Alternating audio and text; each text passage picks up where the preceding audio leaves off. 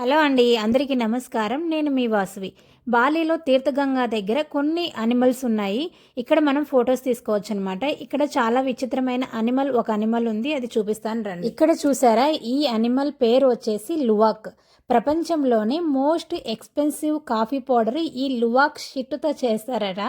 1 kg coffee powder వచ్చేసి 35,000 నుంచి 40,000 వరకు ఉంటుందంట. వీటి షిట్ నుంచి చేసిన లువక్ కాఫీ టేస్ట్ కూడా చాలా బాగుంటుందట.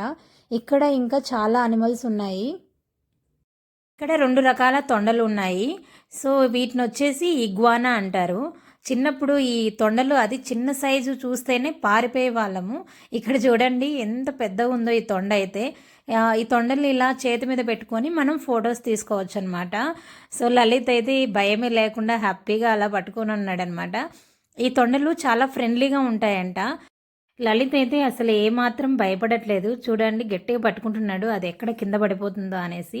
తను వచ్చేసి చెప్తా ఉంది, తను ఫ్రెండ్లీగా ఉండాలంటే ఇలా పైన తడుముతూ ఉండాలి అని చెప్తుంది అనమాట.